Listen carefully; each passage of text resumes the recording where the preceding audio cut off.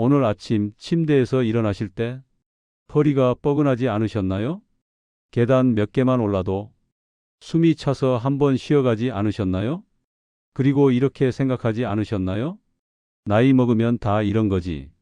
여러분, 제 이야기 좀 들어보세요. 저는 올해 57세입니다. 내과 전문의로 일한 지 벌써 29년째입니다. 그리고 3년 전 제 형이 78세에 갑자기 세상을 떠났습니다. 전날까지 멀쩡하셨어요. 전화로 통화도 하고 다음 주에 만나자고 약속도 했었는데 다음 날 아침 형수님한테 전화가 왔습니다. 형님이 화장실에서 쓰러지셨어요. 병원에 도착했을 때 형은 이미 의식이 없었습니다. 뇌출혈이었습니다. 저는 의사였지만 아무것도 할 수 없었습니다. 그냥 형의 손을 잡고 울 수밖에 없었습니다. 장례를 치르고 나서 저는 형의 건강 기록을 다시 봤습니다. 그리고 소름이 돋았습니다. 형이 돌아가시기 전 6개월 동안 보였던 증상들, 그게 저한테도 있었거든요. 아침에 일어나면 어지럽고, 낮에는 피곤하고, 저녁이면 다리가 무겁고, 이건 내 이야기잖아. 그때부터 저는 미친 듯이 연구했습니다. 제 환자 기록을 전부 다시 봤어요. 지난 20년간 돌아가신 분들의 기록을 하나하나 분석했습니다. 그리고 충격적인 사실을 발견했습니다. 80세 전에 돌아가신 분들에게는 공통적으로 나타나는 패턴이 있었습니다. 정확히 4가지였어요. 저는 그 4가지를 바꾸기 시작했습니다. 3년이 지난 지금 저는 57세지만 20대처럼 움직입니다. 아침에 눈 뜨면 개운하고 하루 종일 활력이 넘치고 계단도 뛰어 올라갑니다. 그리고 같은 방법을 제 환자분들께도 알려드렸습니다. 75세에 지팡이 짚고 오셨던 분이 이제는 등산을 다니십니다. 82세에 치매 초기 판정 받으셨던 분이 지금은 손주들과 바둑을 두십니다. 마법이 아닙니다. 그저 4가지를 바꿨을 뿐입니다. 오늘 제가 그 4가지를 말씀드리겠습니다. 단 조건이 있습니다. 끝까지 들으셔야 합니다. 왜냐하면 4번째가 가장 중요하고 대부분의 분들이 이것 때문에 돌아가시거든요. 준비되셨나요? 그럼 시작하겠습니다. 첫 번째는 아침에 일어나자마자 하는 실수예요. 질문 하나 드릴게요. 오늘 아침 침대에서 일어나서 제일 먼저 뭐 하셨나요? 화장실 갔지? 세수했지? 신문 봤어? 대부분 이렇게 대답하십니다. 그런데 여기에 문제가 있습니다. 아침에 일어나자마자 물 한 잔 드셨나요? 아, 그건 안 마셨는데. 커피 마시면 되지 않나? 목 안 말랐는데 왜 마셔? 바로 이겁니다. 제 형도 똑같았습니다. 형은 매일 아침 일어나서 바로 화장실 가고 세수하고 거실 나와서 신문 보고 물은 점심 먹을 때까지 안 드셨어요. 형수님 말씀이 아침에 물 좀 마시라고 했는데 귀찮다고 안 마셨어요. 그게 6개월 동안 계속됐답니다. 그리고 어느 날 아침 뇌출혈로 쓰러지셨습니다. 부검 결과를 보니 혈액이 정상보다 30%더 끈적했습니다. 탈수 상태였던 거죠. 여러분, 밤에 자는 동안 우리 몸에서 물이 얼마나 빠져나가는지 아세요?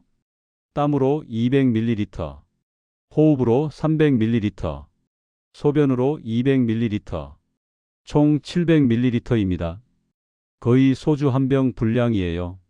그러니까 아침에 일어나면 몸이 완전히 말라 있는 겁니다. 이 상태에서 물을 안 드시면 어떻게 될까요? 혈액이 걸쭉해집니다. 심장은 그 끈적한 피를 밀어내려고 더 세게 뛰어야 합니다. 혈압이 올라갑니다. 혈관이 좁아진 상태에서 끈적한 피가 지나가다가 막힙니다. 뇌에서 막히면 뇌졸중이고 심장에서 막히면 심근경색입니다. 실제로 통계를 보면 뇌졸중의 40%가 오전 6시에서 12시 사이에 발생합니다. 왜일까요? 바로 이 탈수 때문입니다. 제 환자분 중에 68세 남성분이 계셨어요. 매일 아침 산책하시던 분이었는데 어느 날 산책 중에 쓰러지셨습니다. 다행히 지나가던 분이 119를 불러서 큰 고비는 넘기셨어요. 제가 여쭤봤습니다. 아침에 물 드시고 나가셨어요? 아니요, 그냥 나갔어요. 평소에도 아침에 물 안 드세요? 네, 산책하고 와서 먹으려고요. 바로 이겁니다. 운동하러 가기 전에 물을 드셔야 합니다. 그래야 혈액이 묽어지고 산소가 잘 돌고 몸이 준비가 됩니다. 그럼 물을 얼마나 마셔야 하나요? 아침에 일어나자마자 미지근한 물 한 컵입니다. 찬물 말고 미지근한 물이요. 찬물은 혈관을 수축시킵니다. 특히 아침에는 위험해요. 미지근한 물 한 컵을 천천히 마시세요. 단숨에 들이키지 마시고 3, 4분에 걸쳐서 천천히요. 그리고 10분 뒤에 화장실 가시고 세수하시고 하루를 시작하세요. 이것만 해도 뇌졸중 위험이 30% 줄어듭니다. 제가 지금 과장하는 거 아닙니다. 실제 연구 결과예요.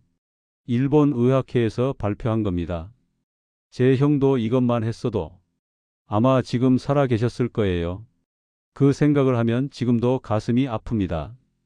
여러분, 내일 아침부터 시작하세요. 눈 뜨자마자 침대 옆에 물 한 컵 놓으세요.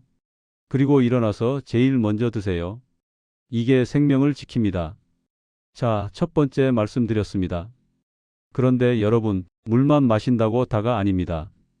두 번째 실수가 더 무섭습니다. 많은 분들이 지금 이 순간에도 하고 계십니다. 두 번째는 하루 종일 반복하는 치명적 습관입니다. 여러분, 지금 뭐 하고 계세요? 이 영상 보고 계시죠? 앉아서 보고 계시죠? 몇 시간째 앉아 계신가요? 글쎄, 1시간? 아마 3시간은 넘으셨을 거예요. 아침 식사 후에 앉으셨고, 신문 보면서 앉으셨고, TV 보면서 앉으셨고, 지금 이 영상 보면서도 앉아 계시잖아요. 이게 바로 두 번째 실수입니다. 너무 오래 앉아 있는 것? 뭐가 문제인데요? 앉아 있는 게 편한데, 편한 게 문제입니다. 편하니까 계속 앉아 있게 되고, 그러다 보면 하루 종일 앉아 있게 됩니다. 제 환자분 이야기 해드릴까? 72세 남성분이셨습니다. 은퇴하고 나서 특별히 할 일이 없으셨대요. 아침에 일어나면 거실 소파에 앉아서 뉴스 보고, 점심 먹고 또 소파에 앉아서 드라마 보고, 저녁 먹고 침대에 누워서 휴대폰 보고, 걷는 시간이 하루에 15분도 안 됐습니다. 그렇게 1년이 지났어요. 그러던 어느 날 화장실 가시다가 넘어지셨습니다. 다리에 힘이 없어서 중심을 못 잡은 거예요. 넘어지면서 머리를 부딪히셨고 병원에 실려 오셨습니다. 다행히 큰 부상은 없었어요. 하지만 검사 결과를 보고 저는 깜짝 놀랐습니다. 허벅지 근육량이 1년 전보다 25% 줄어 있었습니다. 종아리 근육은 30% 감소했고요. 선생님, 제가 뭘 잘못한 건가요? 저는 아프지도 않았는데 바로 이겁니다. 아프지 않으니까 문제가 없는 줄 알았던 거죠. 하지만 몸속에서는 근육이 매일 조금씩 사라지고 있었습니다. 왜냐고요? 우리 몸의 근육은 사용하지 않으면 없어집니다. 70세 이상 되면 하루 종일 앉아만 있으면 근육이 하루에 0.5%씩 줄어듭니다. 1년이면 거의 20%가 사라지는 거예요. 그러면 어떻게 될까요? 첫째, 넘어집니다. 균형을 못 잡으니까요. 둘째, 넘어지면 뼈가 부러집니다. 근육이 뼈를 보호 못하니까요. 셋째, 일어나지 못합니다. 다리에 힘이 없으니까요. 그리고 병원 침대에 누워 계시게 됩니다. 침대에 누워 계시면 어떻게 될까요? 근육이 더 빠르게 사라집니다. 하루에 1%씩요. 2주면 14%가 사라집니다. 그러면 일어날 수가 없어요. 평생 누워 계셔야 합니다. 무서운 이야기지만 현실입니다. 저는 그런 환자분들을 너무 많이 봤어요. 넘어져서 병원 왔다가 결국 못 일어나시는 분들, 그분들 모두 공통점이 있었습니다. 평소에 너무 오래 앉아 계셨다는 것. 그럼 어떻게 해야 하나요? 간단합니다. 30분마다 일어나세요. 타이머 맞추세요. 휴대폰 알람이든 뭐든요. 30분마다 알람 울리면 무조건 일어나세요. 그리고 뭐라도 하세요. 부엌 가서 물 마시고 오세요. 화장실 다녀오세요. 창문 열고 밖 보세요. 베란다 나가서 스트레칭 하세요. 1분이면 됩니다. 1분만 움직이고 다시 앉으세요. 이것만 해도 근육 손실이 70% 줄어듭니다. 믿어지지 않으시죠? 하지만 사실이에요. 호주 시드니 대학 연구 결과입니다. 그 환자분께 저는 이렇게 처방했습니다. 알람을 30분마다 맞추세요. 울리면 일어나서 집안을 한 바퀴 도세요. 그리고 하루에 한 번은 꼭 밖에 나가세요. 3개월 후에 다시 오셨는데요. 완전히 다른 사람이 되어 계셨어요. 허벅지에 힘이 생겼고, 걸음걸이가 안정됐고, 무엇보다 표정이 밝아지셨어요. 선생님, 제가 다시 살았어요. 이제 손주들이랑 공원도 갑니다. 네, 단지 30분마다 일어났을 뿐인데요. 여러분, 지금 이 영상 보시면서 30분 넘게 앉아 계시지 않나요? 잠깐 일어나세요. 스트레칭 한번 하고 오세요. 그리고 오늘부터 30분 타이머 맞추세요. 이게 넘어지는 걸 막습니다. 이게 병원 신세 지는 걸 막습니다. 자, 두 번째 말씀드렸습니다. 이제 절반 왔습니다. 그런데 여러분, 세 번째가 정말 중요합니다. 많은 분들이 이것 때문에 큰 병을 키우고 계십니다. 세 번째는 통증을 대하는 위험한 태도예요. 질문 드릴게요. 지금 몸 어디 아프신 데 없으세요? 무릎? 허리? 어깨? 응, 좀 아프지. 나이 들면 여기저기 아픈 거 아닌가? 참을 만해. 이렇게 생각하고 계시다면 정말 위험합니다. 제 아버지 이야기 해드릴까? 아버지는 올해 83세이십니다. 5년 전쯤 무릎이 아프시다고 하셨어요. 아버지 병원 가보세요. 아이고 괜찮아. 파스 붙이면 돼. 그렇게 6개월을 버티셨습니다. 아프신데도 산책 나가시고 손주들이랑 놀아주시고 텃밭 일도 하시고 어느 날 제가 집에 갔더니 아버지가 다리를 절고 계셨어요. 아버지 이게 뭐예요? 아, 요즘 좀 아프긴 해. 억지로 병원 모시고 갔습니다. 엑스레이를 찍어봤더니 무릎 연골이 거의 다 닳아 있었습니다. 뼈와 뼈가 거의 닿을 정도였어요. 선생님, 이거 치료 가능한가요? 인공관절 수술을 해야 할 것 같습니다. 그 말을 듣는 순간 정말 아버지한테 화가 났습니다. 아버지, 왜 진작 말씀 안 하셨어요? 6개월 전에 오셨으면 간단히 치료됐을 텐데. 아버지는 조용히 말씀하셨어요. 미안하다, 아들아. 너희들 걱정 끼치기 싫어서 그냥 참을 만하다고 생각했어. 그날 정말 가슴이 아팠습니다. 여러분, 통증은 참으면 안 됩니다. 통증은 몸이 보내는 경고입니다. 여기 문제 있어요. 여기 도와주세요. 이렇게 외치는 거예요. 이걸 무시하고 참으면 작은 문제가 큰 병이 됩니다. 실제로 제 환자분들 중에서 허리 아픈 걸 2년 참다가 디스크 터져서 수술한 분 계시고, 어깨 아픈 걸 1년 참다가 회전근개 파열돼서 못 쓰시는 분 계시고, 배 아픈 걸 3개월 참다가 대장암 3기로 발견된 분도 계십니다.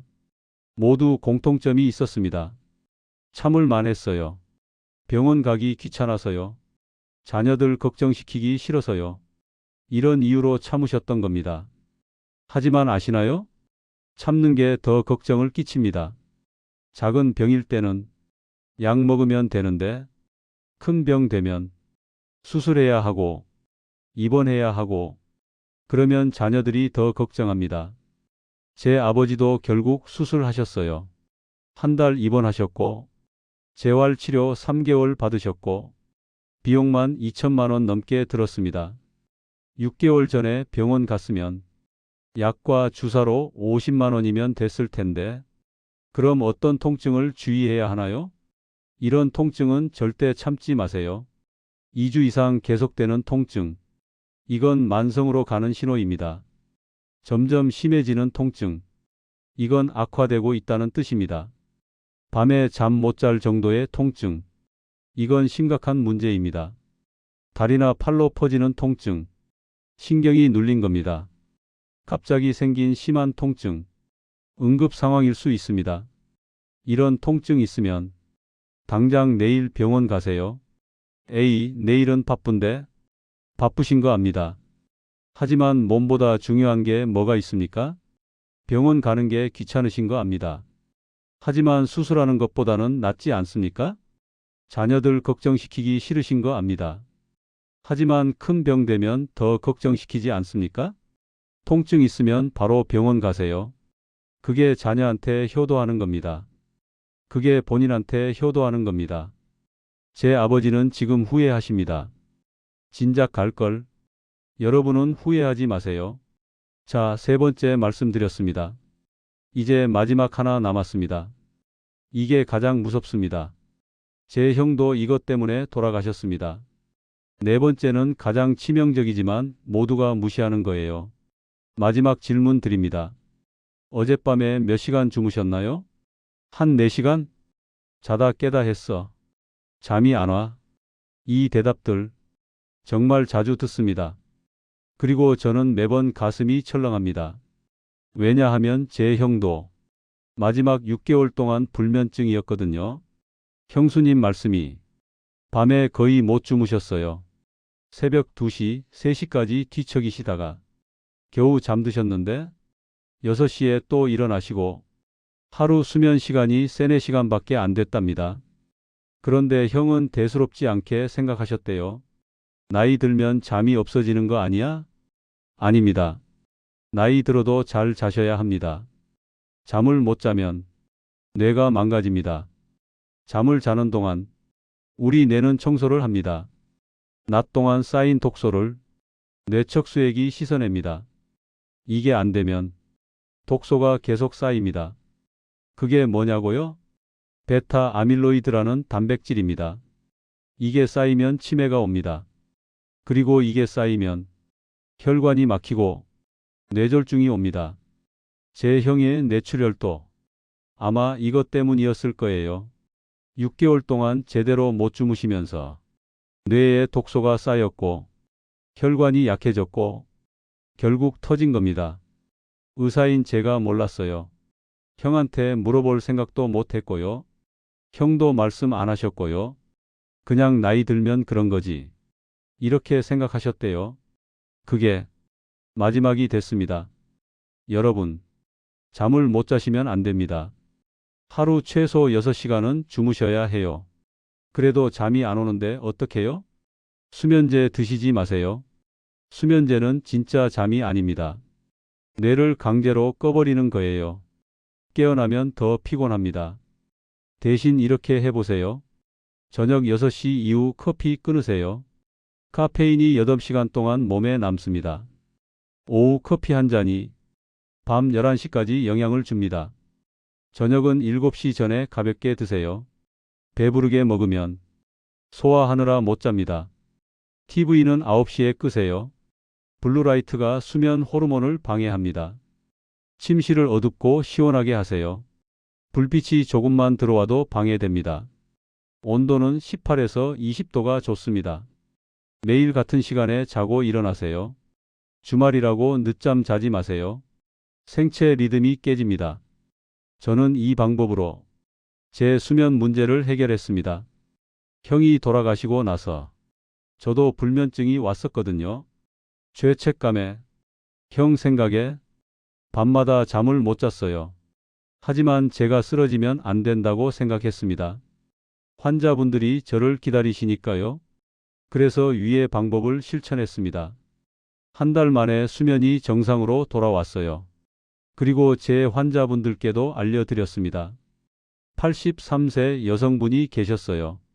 2년 동안 불면증으로 고생하셨던 분이었는데 위의 방법 실천하고 3주 만에 잘 주무시게 됐습니다. 선생님, 정말 신기해요. 약도 안 먹었는데 잠이 와요. 네, 약 필요 없습니다. 생활 습관만 바꾸면 됩니다. 여러분, 오늘 밤부터 시작하세요. 저녁 6시 이후 커피 끊으시고 9시에 TV 끄시고 10시에 침대에 누우세요. 처음엔 잠 안 올 수 있어요. 하지만 2주만 참으세요. 2주 지나면 몸이 적응합니다.